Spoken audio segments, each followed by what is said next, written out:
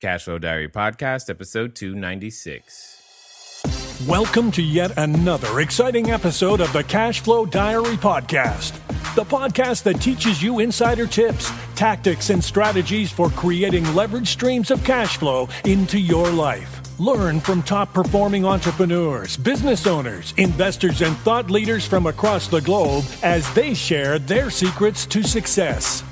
Like what you learn on this and other CashFlow Diary podcast episodes? Go to learninvestingnow.com and sign up to receive powerful tips and information that will help you succeed as an entrepreneur and investor.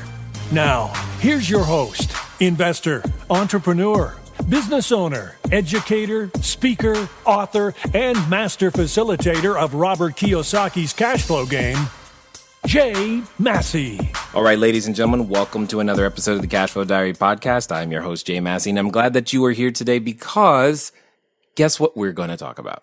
We're going to talk about cash flow. I know you're surprised, but no, we're going to talk about cash flow from a completely different aspect. We've talked about it one other time, but I think we're going to learn even more when it comes to understanding how cash flow, affordable housing, and most importantly, mobile home parks can fit together for you. Today we have with us one of the United States, possibly the world's foremost experts on the subject. And what I'm excited about is not only are they the fifth largest, they have 200 parks, 26 different states. It is amazing the amount of people. Just think about it. The number of people that they house on a daily basis. They have a lot of experience, and starting from zero to hero, so to speak. How do you start from zero? How do you have some?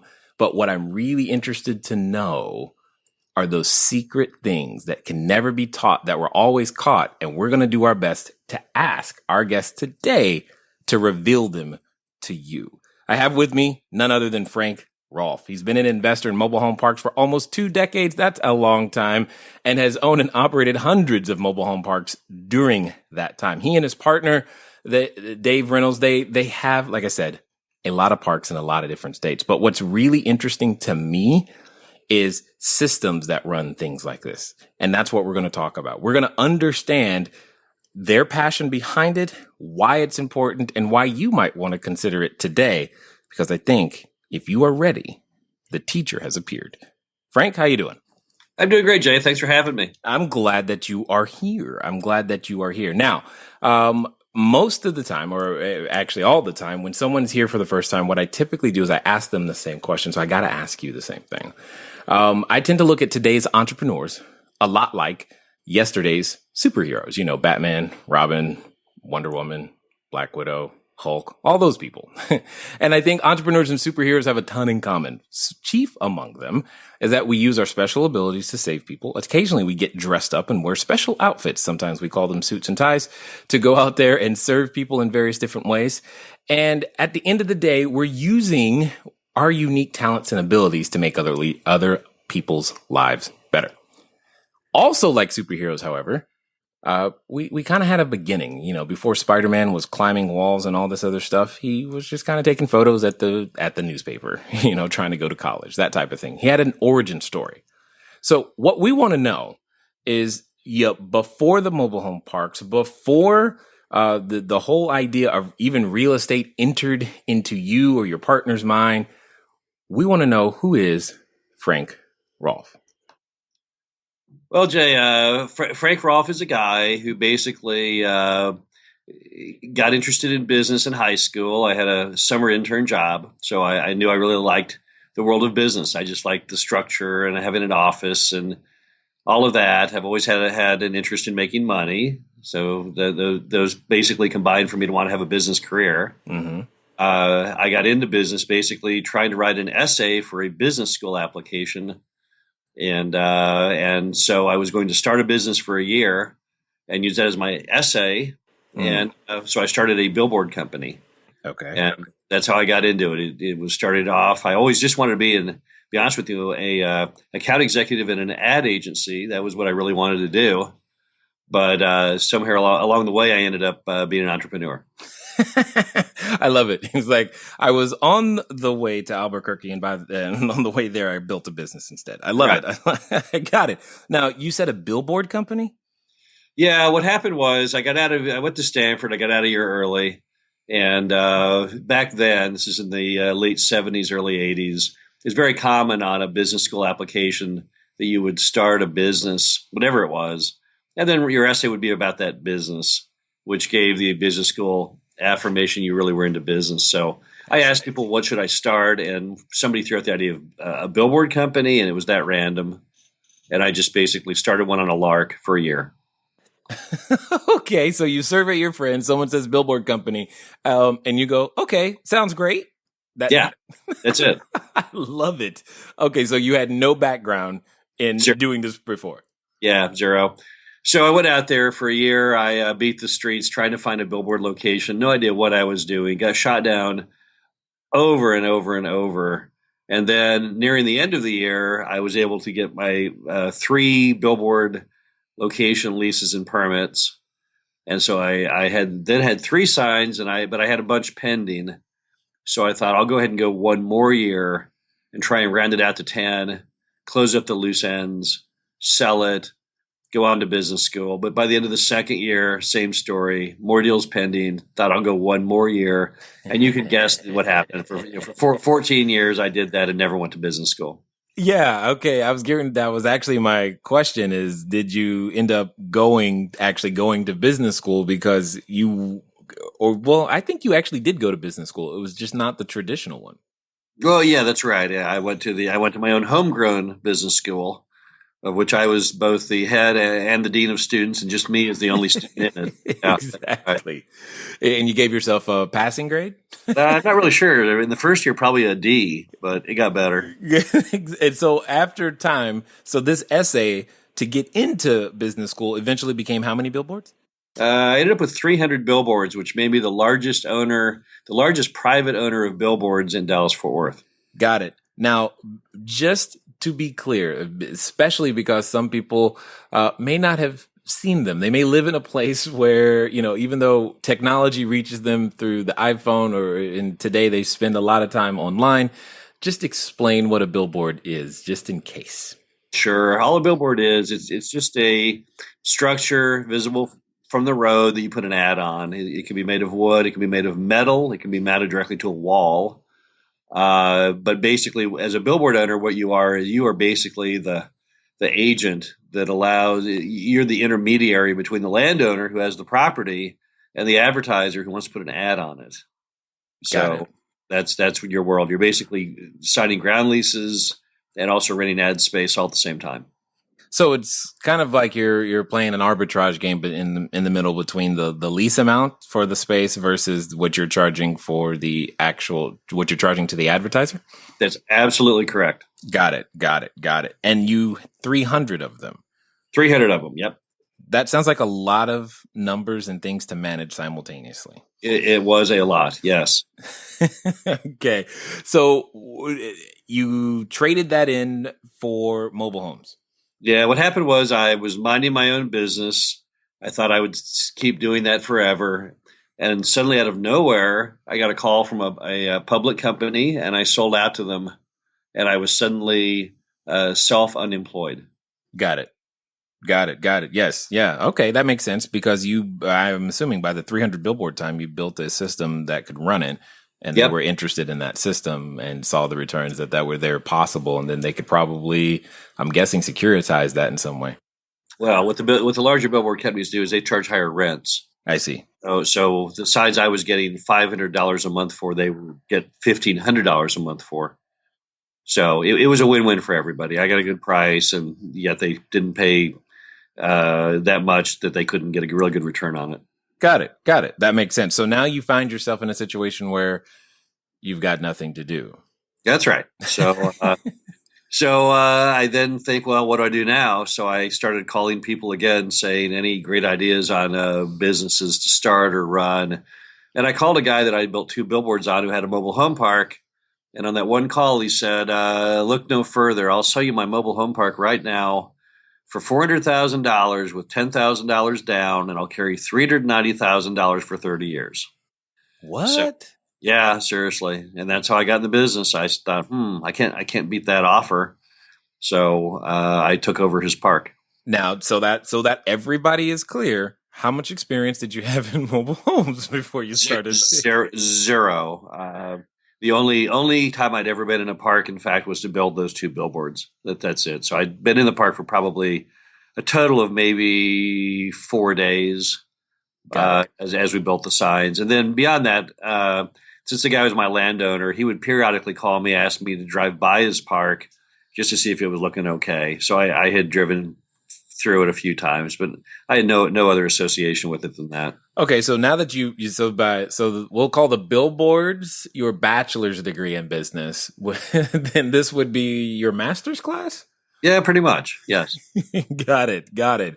So what were some of the things that you would say that you now know that you wish you knew on that first transaction? Well, the first park I bought was exactly not the park you would want to buy. It had all kinds of utility problems. So it it pretty much drove me insane. It was very profitable in the end, but it was not the kind of park. I never again bought a park like that. So I was just lucky that it turned out well because I didn't have any idea what I was doing. Now, because I know, and to prevent the emails from coming at me, what kind of park is this that we should not buy? Okay, a mobile home park is just basically a parking lot, Jay. So, I mean, that's what it is. But like any good parking lot, you got to buy a parking lot that's got good infrastructure. You wouldn't want to buy a parking lot where the pavement was totally deteriorating, right, and things like that. So, in that particular park, it was a very old park. It was built in 1951. And what time was this? If it was 1951, what time when you were building or buying this one? I bought that park in 1996. Okay, so that was like 45 years later. Got it. And I didn't know at that time that the mobile home parks they built in the 50s had a couple problems. One is what's called master metered electricity, which means the park owns all the power, so you're a power company. And then it also had master metered gas. Which you are in charge of the gas. And so those are two things you don't want to be in charge of. I didn't even know what those meant, literally. When I bought the park, I had no idea that I just stepped into the shoes of being a gas and a power company. Right. Yeah. Well, I know many listeners and myself, we have some experience with apartments. And I'm always recommending not to do that if you can avoid it with the apartment. So I got it. So master metered gas and electricity. Interesting. Okay. So you got a lesson then right there. Or at least. Yes, I did. I had, but both systems failed on me. The gas system failed in the first year, and the electricity system failed on me about 5 years later. Okay. So, but 5 years later, though, did you start buying more parks in that 5 year span? Yeah, yes, I had, but it still scared me to death. I see. Yeah. And all the parks I bought in the early days, they all had the same methodology. They were all seller financed, low down payment. So I would basically look around for deals. I mean, my second deal was $60,000 with $5,000 down, and for $60,000, I got 15 mobile home lots, about 8 mobile homes, and a brick house. Okay, now I know what someone is saying right now. Where on planet Earth is Frank doing this? Because the numbers to some sound unbelievable. Let's just put it that way. Sure. That deal was in Fort Worth, Texas. In fact, it was in a city called Lake Worth, which is just north of downtown Fort Worth. So it's in a major market. What happened on that deal, the reason that deal was so cheap, it was an inheritance. So a guy inherits this mobile home park. He doesn't know anything about it. It scares him to death. The tenants look really rough to him. So he just basically walks it. He doesn't charge them rent. He just is selling this. When I bought the park, he did not even have a rent roll, which means he did not even know who was living in the park. Wow. And that's why it was so cheap. He just didn't want to have any affiliation with it at all. Got it. Now, you said something that I think many people, or at least is a common perception when it comes to mobile home parks. You said the tenant looks rough. Yeah. Describe what you mean by that and why that that doesn't necessarily mean what some people may think it means. Sure. Well, when I say the tenant looks rough, what happens in a mobile home park, like anything, it could be an apartment, it could be a by the week motel. If you don't manage your property, just like your yard, if you don't mow it, it just goes to seed. It just turns terrible. And what'll happen is, as your property deteriorates, reasonable customers who want to have a nice, safe, clean place to live, they run off, and they are then replaced with people that don't care about those things, which are typically not what you want as a tenant base. So the park had evolved into literally carnival workers, street people, crazy people. On that park, when I went door to door to build my rent roll, I was chased down the street by one tenant, a big, hefty, bearded man wearing only his underwear, opened the door and immediately started running at me and chased me out of the park. Okay? And you can't build a business like that. No. So when I say rough, what I mean is basically people who don't have the desire to be, members of the community at large, but basically are looking for places to crash because they don't have a job, or they're, on drugs or whatever the heck they're doing. And you can't build a business around them. I mean, we're trying to build nice, again, safe, clean, affordable housing spots. And that you can't do it in the absence of management. It doesn't happen. Agreed. Now, you mentioned, though, which then brings up the topic of how do you go from that experience, and not only do you decide to, not run away, you fixed it. And now that's kind of what you guys are able to do. What makes you want to deal with that when so many others would just say, run the other way? Okay, well, on any property, you can turn around virtually anything if you put in the effort, as long as you can fix what's wrong, right? So if the park has decent infrastructure and an operating permit and a decent location, there's no reason why it can't just be just a fine investment. But you have to have systems in place to make it work, just like the city does, right? Mm-hmm. So we have two key things we do. One's called no pay, no stay. That means if you don't pay your rent, we evict you. And the other is no play, no stay, which means if you don't play by the rules, we evict you.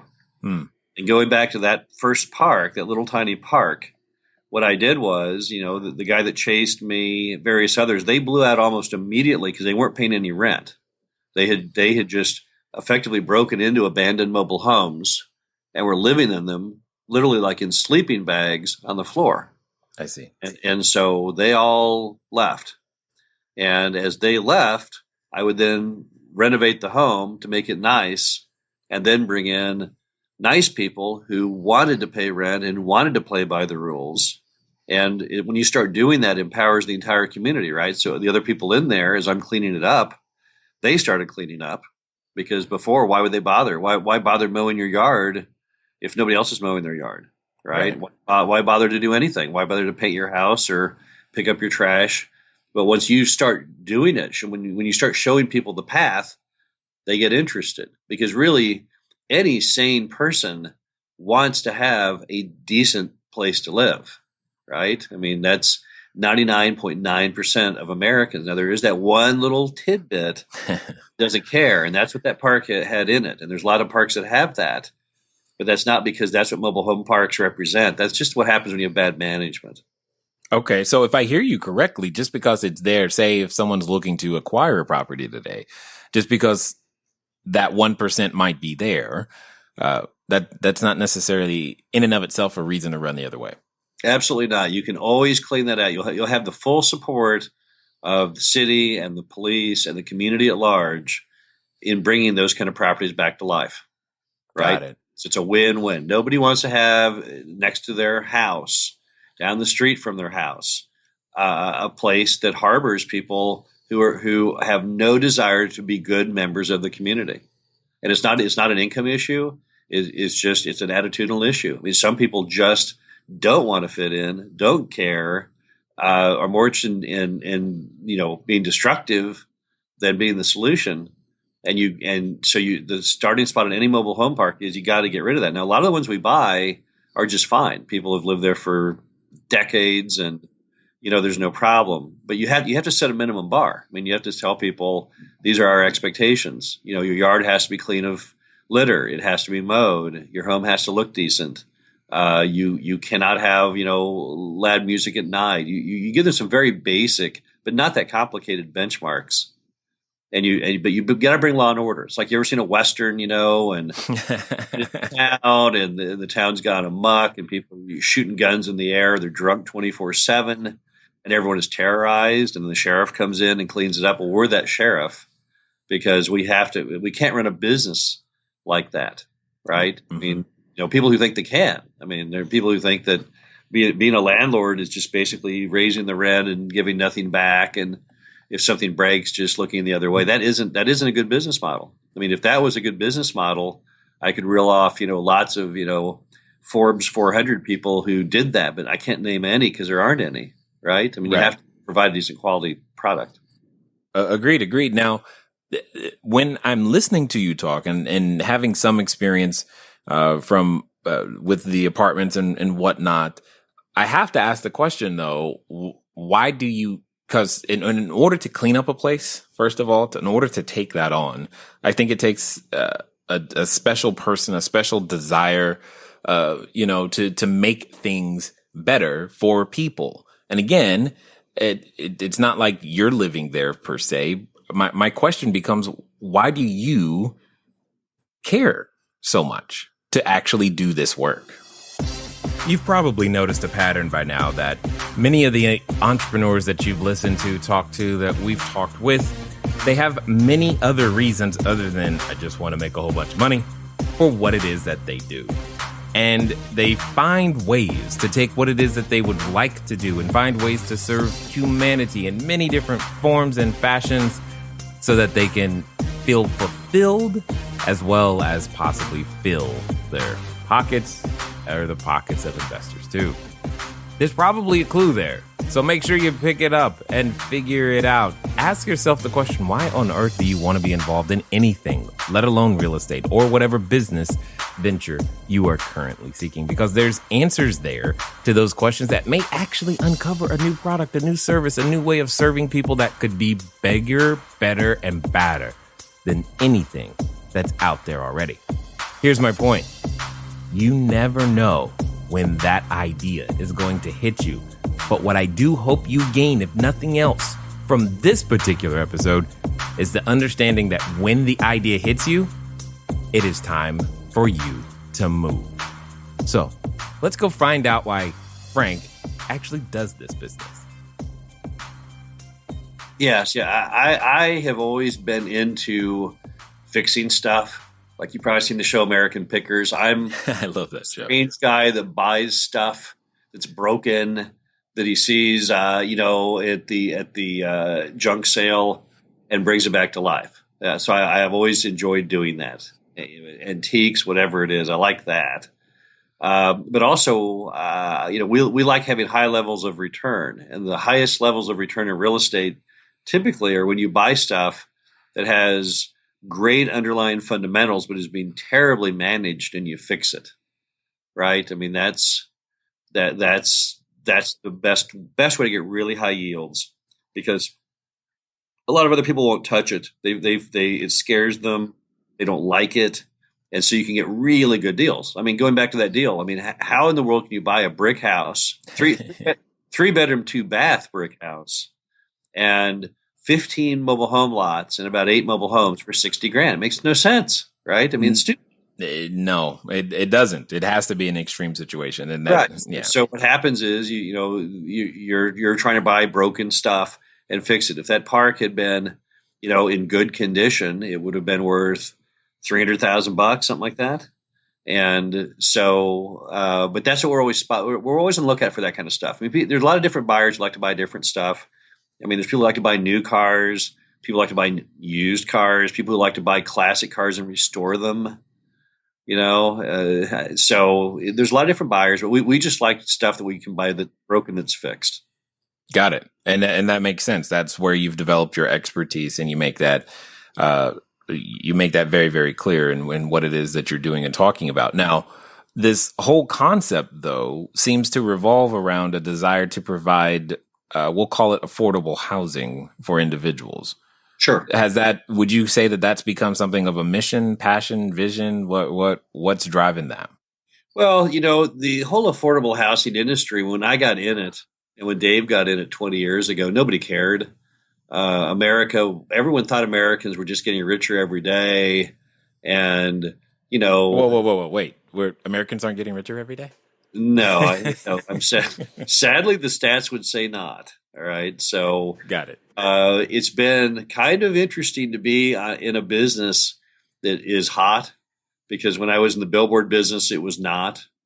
And so I'd not ever been in anything that actually you felt like you were on the forefront of something bigger. Right. And so this is my one shot at that. So, since we've gotten in the industry, all the stats for America have just gone terrible, right? I mean, the Great Recession lumbers on. I think over half of all the jobs created are minimum wage. Our fastest growing industry is fast food. There's a lot of terrible stats. I mean, just the amount of people have the disposable money in case of emergencies. I mean, I think the bottom 20% of Americans have 4,000 or less. The bottom 10% have negative 2,000. So it's a world of hurt from how things used to be.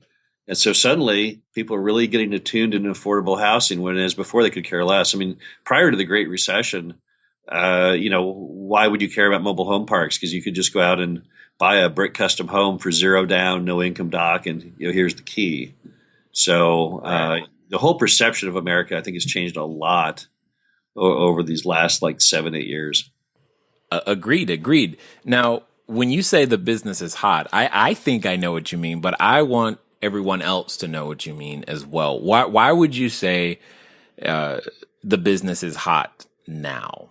Okay. Well, number one, our demand is off the Richter scale. We have our typical mobile home park gets about 30 calls a week, and our top ones we get 100 calls a week. So picture that. You're sitting there and your phone rings 100 times a week. Oh, and so that everyone's clear, calls for what specifically? People looking for mobile homes to rent or buy. Exactly. Okay. Second reason it's hot is that people on Wall Street are getting interested, right? So you've had 3 $2 billion transactions in the last 180 days. You had a group called Carefree Communities, a second group called North Star, and a third group called Yes Communities, all selling to international buyers. So, I mean, that's another symbol that it's getting hot. I mean, third is just, if you just watch the media, right? I mean, constant barrage of articles on affordable housing, mobile home parks. I mean, just in the last week, there's an article in U.S. News and World Report, in fact, featuring none other than myself. There was another article 3 days after that, another article on MSN a day ago on affordable housing. So, it's starting to finally get some awareness going. Exactly. Now, and I normally don't ask this type of question, but I think you and I are going to be of the same opinion, because it seems as though what you're describing is, as an economic climate, say for any particular jurisdiction, we'll just say the United States in this particular case, actually declines, your business gets better. Absolutely correct. We are what you would call contrarian investment, because as the economy declines, we get stronger, just like gold. Right. So basically, when times are lousy, more people need affordable housing. Our demand goes up, and it's been going up since 2008, pretty much consistently. And but the worst thing that can happen to mobile home parks is prosperity. That would be a disaster. So if suddenly, don't ask me how it's possible, if all Americans were making $60,000 a year and up, everyone would move into those brick custom homes again, this time with full income documentation and a real down payment, and they wouldn't need us anymore. But I don't see it happening. I unfortunately don't see that happening either. I don't see that happening either. Now, when it comes to mobile homes, since you've reinvented yourself from the billboards, I hesitate to ask, is there anything you see that would be better than that? Better than the mobile homes currently? Because I'm assuming at the time billboards seemed like the best thing, and then the offer came, and then Yeah, I don't see you mean like another form of real estate? You mean? Another form of real estate, another form of business. Yeah, see, because a lot of the parks we buy, they come with other things. So we'll buy a mobile home park, and this one will have a commercial building. The next one will have self-storage. The next one has apartments. So we are actually in many other real estate niches with our parks. We're in the RV park business, the self-storage business, the rent house business, all these different things, the apartments, but we don't really like any of those. I mean, we've tried them, we've tested them. We just don't like them that much. So the answer would be no. I haven't seen anything I like even remotely as much as mobile home parks. This is good. Then tell us, please, for those who are maybe even anti-mobile home park before listening to you, here's your chance. Tell us why they should be pro. Well, here's the issue. When you have a mobile home park, we just rent land and you own the improvements. I think it all revolves around the improvements. That's one big item. So when you have apartments, you have to maintain that building. You have to re-roof it. So all the time you think you're doing good, and then something's wrong with the roof. Wipes out all the money you made the last 2 years or something, right? I'm aware. Okay, mobile home parks, we just rent land. Land doesn't depreciate. So when the customer's home roof leaks, we're not in the loop. When their washer dryer goes out, we don't care. When their toilet stops functioning, we don't care. We're not in that. And so that's the big one, is we're not in the improvement business. We're just in the land business. So that is one big reason we prefer the parks to the other asset types. The other is just the stability. I mean, our typical customer, when they move in, they stay there most of their life. The mobile homes can't move. It costs $5,000 to move a mobile home, roughly. So the mobile homes, they never leave. They're not even roadworthy. I mean, you can't take a 1970s mobile home out on the freeway. The whole thing will collapse. Right. So our revenues are very stable. If you look at self-storage by comparison, on national averages, they churn 10% per month. Oh, wow. Yeah. So that's insane. So we love the stability. We love the demand. It's an essential good. You don't need self-storage. You don't need your RV, but you do need a place to live. Some people would argue that RV point, especially in California, but I hear you. Well, in California, a lot of people actually live in RVs full time. And I've been to those parks, where the park it's actually a mobile home park, but it's almost all RV. Right. You don't see that in a lot of other states because our RVs, they lack the insulation of the mobile home. So, for example, like in North Dakota, it would be really hard to heat them. Ooh. But yeah, I know what you're talking about. But in most cases, our industry is just all about effectively having a yard, having your own home, but we don't have to get involved in your own home, and that's why we like it.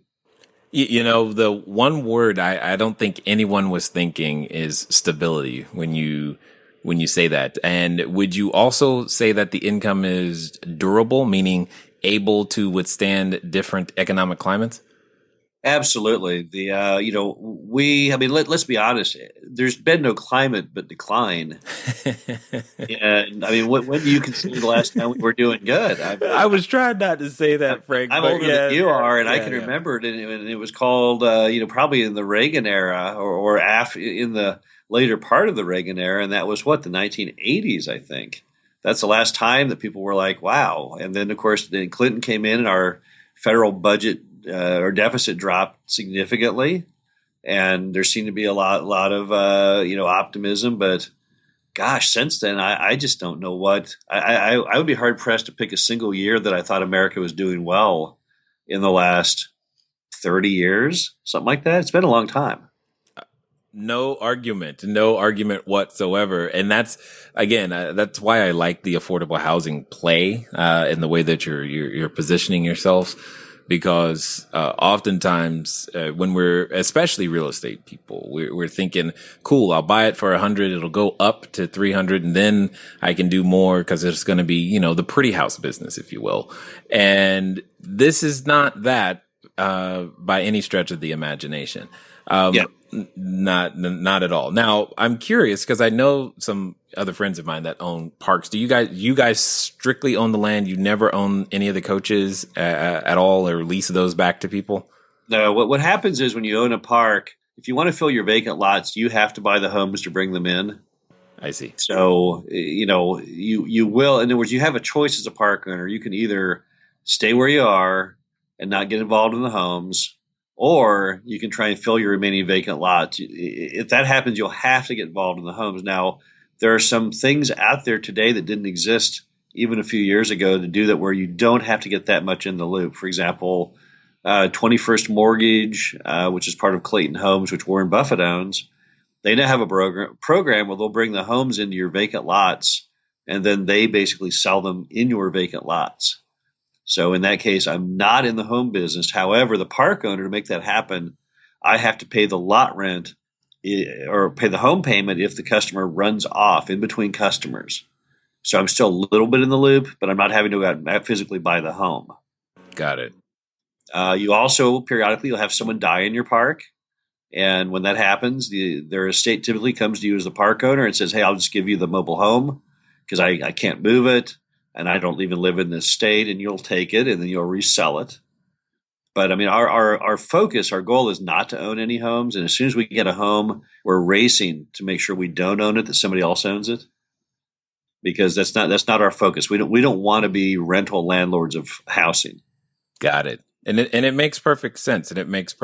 So let me ask this question, because I know someone is thinking it, if they've listened this far, is a lot of the things you're talking about, it sounds like you're doing lots of social good. You're solving a problem. You're able to do it and make a profit. I can imagine that there's a number of people who would want to participate or at least know more about what you guys are doing. What's going to be the best way for them to find out more, Frank?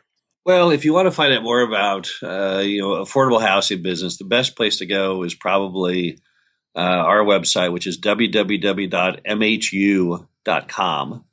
which stands for Mobile Home University. It's a hobby thing that Dave and I started over a decade ago just to inform the public. And by public, I'm talking pretty big net, even the media and everybody else, about the truth about the industry. So that's probably where anyone would want to start. There's so many hours of free stuff on there, like hundreds of hours and thousands of pages. And, as you read through that, I mean, mobile home park business doesn't appeal to everyone. There's some people who are they don't like it, don't like the product, don't like the stigma. But, if you look through all that stuff, you'll get a pretty good idea whether it intrigues you or not. Right. And, but that's where I would start. I mean, if you Google up mobile home park, you'll find a lot of articles, but what you see a lot is real negative stuff in the media about it. Right. I mean, the media hates mobile home parks. They always have. I can give you any number of TV shows that hate them. Cops hate them. So many people, but no, they don't understand it. And the movie Eminem's movie 8 Mile, for example. 8 Mile, right. I mean, that is true, again, like in a very small microcosm of the industry, but that's not the bulk. I mean, that's like portraying any industry by this tiny little 1 or 2%, which I'll admit is colorful and interesting and often, a lot more funny and fun than a suburban housing project, right? But it's not the truth. And right. So, but if you do Google up, there are people out there starting to show the truth. And, one article, which in fact was one that was based on Dave and I, if you Google up my name, Frank Rolfe, and then New York Times, this giant article in 2014 about the affordable housing industry that was written by a writer who initially hated the industry and was writing a very negative article. And he called me up, and I could tell it was very negative. And we let him live in one of our parks for a week. Huh. He loved it. So there's another good article to read. There's one way to convert him. That's one way to do it. I love it. I love it a lot. Now, final question as we wrap up here. A number of people, they want to become an entrepreneur. They have the desire to do it. And yet, Frank, from time to time, let's pretend that someone is standing in front of the superhero outfit store right now. They are ready to pick out their cape, their mask. They think they know what their superpower is and how they want to go out there and provide value to people. However, in the back of their head, they have that voice. And I know you know that voice. You've done battle with that voice. In fact, at the beginning, you were doing that battle saying I'll give it one more year and see what happens. But you've done battle when things go well and things go wrong, and you still showed up every day to make it happen. What I would ask you is, if someone is dealing with that voice right now going, should I, shouldn't I? Is this really, who am I to really provide value to people in this particular way? What would you say to that person if you knew they were going to actually do what you suggested in the next 24 to 48 hours? Well, Jay, it's not my quote, but someone once wrote that you need to be more concerned about what you don't do than what you do, right? So, you don't want to. I mean, I would be really mad at myself if I was, about to die, and I look back on all these things I could have done, but I didn't do them for some reason. Right. So it's scarier to have no activity than doing something and having it fail. Right. I mean, you're way better off if you think, man, I could be a fantastic whatever, football player, and you're in high school, but you're too, shy to join the team or something. And your whole life you'd be haunted by, man, if I had just done that. I mean, I read an article on MSN recently about a housewife of 30-something years old who posed as her daughter to go back to high school because she was haunted by the fact that she had never made the cheerleading team. All right. Wow. So you don't want to be one of those people. You want to try stuff out. I mean, if anything you do, you look at what's your worst case scenario. And a lot of times your worst case scenario is not to try. Right. So, at the same time, you don't want to bet the farm. A lot of people, they see doing things as an all or nothing. And I don't see it that way. I see everything as like as a baby step situation where if it works, you keep going, but you can always retract yourself. I mean, for example, if you really wanted to start a business, go into real estate, don't quit your day job at that point. Keep the day job, do it at night, do it on the weekends. You have nothing to lose. If it doesn't work out, well, you tried. If it does work out, well, then you can quit your day job. Right. But don't put all your eggs in a basket. I mean, but the big thing is don't be afraid to try stuff. I mean, you gotta try stuff. Everyone takes a huge gamble. The biggest gamble we all take is when we pull out of the driveway in our car. Right. It's the number one way we're all going to die. Right. So if you say, "Oh, I can't drive my car, I might die." Okay, we got a pretty crummy life sitting around. And never going on a date, never doing a darn thing. So you got to take a gamble. You got to take some risk. Just take sensible risk. Sensible. I like it. And just you should be more afraid of not taking the shot than not. I mean, it's like if you get the ball and the shot clock is coming to an end, take the freaking shot, right? I mean, don't be afraid to do it because if you take it, something great might happen. If you miss it, the same thing would happen if you didn't even take it. Right. So you gotta try. I mean, I'm convinced on everything in life. If you try, you'll probably you have a pretty good shot of winning in some category. Maybe not what you expected originally, but still good ending. Right. I mean, if you said, "Hey, I want to own 20 rent houses," and you only end up with 4, well, that's good. That's way better than 0. But too many people just don't try. Jay, that's a problem. They just don't.